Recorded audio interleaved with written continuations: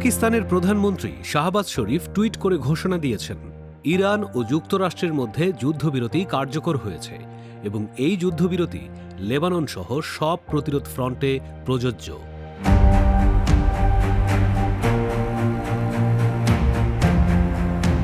যুদ্ধবিরতি শুধু ইরানের মূল ভূখণ্ডে আমেরিকা ইরানের মধ্যে সীমাবদ্ধ নয়, এটা পুরো অঞ্চলে প্রযোজ্য। অর্থাৎ লেবাননে ইসরায়েল হিজবুল্লাহর যুদ্ধ, ইয়েমেনে হুতিদের সঙ্গে যুদ্ধ, ইরাক সিরিয়ায় আমেরিকান ঘাঁটিতে হামলা, সব কিছু বন্ধ। শাহবাজ শরীফ উভয় পক্ষকে আগামী শুক্রবার 10 এপ্রিল ইসলামাবাদে আমন্ত্রণ জানিয়েছেন।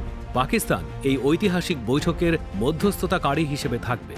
আমেরিকার প্রতিনিধি দল, president Donald Trump, vice president JD Vance ও মধ্যপ্রাচ্য বিষয়ক বিশেষ দূত স্টিফেন উইটকফ। ইরানের প্রতিনিধি দল, president Masoud Pezeshkian, speaker Mohammad Bagher Ghalibaf ও পররাষ্ট্রমন্ত্রী আব্বাস আরাগচি। এই আলোচনায় ইসরায়েলকে একেবারেই আমন্ত্রণ জানানো হয়নি, কারণ এটা মূলত ইরান আমেরিকার দ্বিপাক্ষিক আলোচনা। ইরান ইসরায়েলকে কখনো সরাসরি স্বীকৃতি দেয় না এবং তাদের সঙ্গে টেবিলে বসে না। ইরানের দাবি ছিল আমেরিকাকে তার মিত্র ইসরায়েলকে নিয়ন্ত্রণ করে লেবানন, ইয়েমেন, ইরাক ও ফিলিস্তিন সহ সব প্রতিরোধ ফ্রন্টে যুদ্ধ বন্ধ করতে হবে। তাই ইসরায়েলকে আলাদা করে ডাকার প্রয়োজন পড়েনি।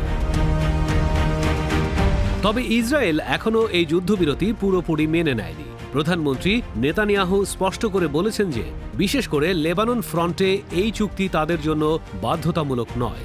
ইসরায়েলি কর্মকর্তারা জানিয়েছেন তারা হিজবুল্লাহর বিরুদ্ধে প্রয়োজনীয় অভিযান ও গোয়েন্দা তৎপরতা চালিয়ে যাবে।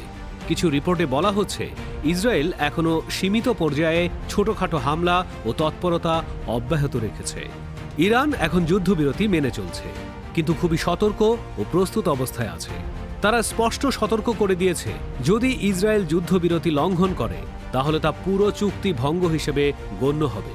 ইরান তাৎক্ষণিকভাবে শক্তিশালী প্রতিক্রিয়া দেখাবে, সম্ভবত মিসাইল হামলা, হরমুজ প্রণালীতে নতুন করে চাপ এবং প্রতিরোধ ফ্রন্টগুলোকে আরও সক্রিয় করবে।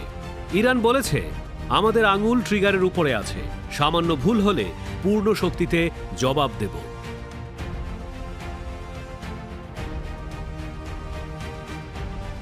এই যুদ্ধবিরতি ইরানের 10 দফা দাবির ভিত্তিতে হয়েছে। ইরানের সুপ্রিম ন্যাশনাল সিকিউরিটি কাউন্সিল স্পষ্ট করে জানিয়েছে যে আমেরিকা তাদের 10 দফা প্রস্তাবকে ওয়াকাবল বেসিস হিসেবে মেনে নিয়েছে। এই দফাগুলোর ভিত্তিতেই আলোচনা চলবে এবং 2 সপ্তাহের মধ্যে চূড়ান্ত করে জাতিসংঘ নিরাপত্তা পরিষদের বাধ্যতামূলক রেজুলেশনে পরিণত করা হবে, যা আন্তর্জাতিক আইনের মর্যাদা পাবে। সংক্ষেপে ইরানের 10 দফার মূল দাবি: 1. ইরানের বিরুদ্ধে কোনো আগ্রাসন না করার লিখিত গ্যারান্টি। 2. হরমুজ প্রণালীতে ইরানের পূর্ণ সার্বভৌম নিয়ন্ত্রণ। 3. ইরানের ইউরেনিয়াম সমৃদ্ধকরণ কর্মসূচির আন্তর্জাতিক স্বীকৃতি। 4. সব প্রাথমিক ও সেকেন্ডারি নিষেধাজ্ঞা পুরোপুরি তুলে নেয়া। 5. জাতিসংঘ নিরাপত্তা পরিষদ ও IAEA এর বোর্ড অফ গভর্নেন্সের সব রেজুলেশন বাতিল। 6. যুদ্ধের ক্ষয়ক্ষতির পূর্ণ ক্ষতিপূরণ প্রদান। 7. মধ্যপ্রাচ্য থেকে সব মার্কিন যুদ্ধ বিমান ও ঘাঁটি প্রত্যাহার। 8. লেবানন হিজবুল্লাহ, ইয়েমেনের হুথি, ইরাক ও ফিলিস্তিন সহ সব প্রতিরোধ ফ্রন্টে যুদ্ধ বন্ধ। 9. বিদেশে আটকে থাকা সব ইরানি সম্পদ মুক্তি। এবং 10. পুরো চুক্তিকে জাতিসংঘ নিরাপত্তা পরিষদের বাধ্যতামূলক রেজুলেশনে রূপান্তর, যা বাইন্ডিং ইন্টারন্যাশনাল লতে রূপান্তরিত হবে।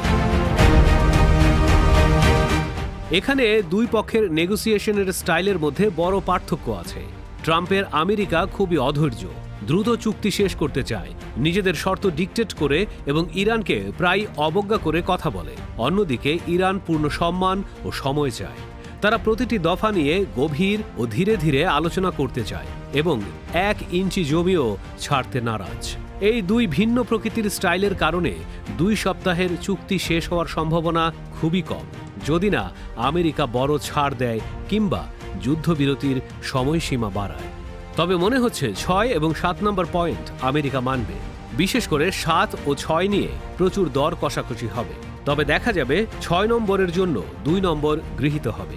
এই যুদ্ধবিরতির মাঝে এই যে যুদ্ধ বন্ধ হয়ে যাবে তার কিন্তু কোনো গ্যারান্টি নেই। তাহলে কি কি হতে পারে তার একটা সম্ভাব্য লিস্ট: 1. পূর্ণ সফলতা। আমেরিকা বেশিরভাগ দাবি মেনে নিলে ইরানের জন্য ঐতিহাসিক কূটনৈতিক জয়, তবে 10 পয়েন্ট নিয়ে অনেক দর কষাকষি হবে। 2. আংশিক চুক্তি। কিছু দফা মানা হবে, কিন্তু বড় দাবি হরমুজ ক্ষতিপূরণ, আমেরিকান বেস উঠিয়ে নিয়ে যাওয়া মানা হবে না। সেক্ষেত্রে আলোচনা লম্বা হবে। পরিণতি নির্ভর করবে হরমুজের পয়েন্টের উপর। 3. ইসরায়েল যদি যুদ্ধবিরতি ভাঙে, এটাই সবচেয়ে বড় ঝুঁকি। হামলা চালালে ইরান পাল্টা জবাব দেবে, হরমুজ ফের বন্ধ হয়ে যাবে এবং যুদ্ধ ছড়িয়ে পড়বে। এবং 4. ব্যর্থতা। আমেরিকা কোনো ছাড় না দিলে যুদ্ধ আবার পুরোদমে ফিরে আসবে। যুদ্ধবিরতি ইরান, ইসরায়েল, জিসিসি কান্ট্রিগুলোকে শ্বাস নেয়ার সুযোগ দিয়েছে, কিন্তু ইসরায়েলের অস্বীকৃতি ও দুই পক্ষের নেগোসিয়েশন স্টাইলের কারণে পরিস্থিতি এখনও অত্যন্ত অস্থির ও ঝুঁকিপূর্ণ। ইসলামাবাদের বৈঠক কোন দিকে যায়, সেটাই মধ্যপ্রাচ্যের ভবিষ্যৎ নির্ধারণ করবে।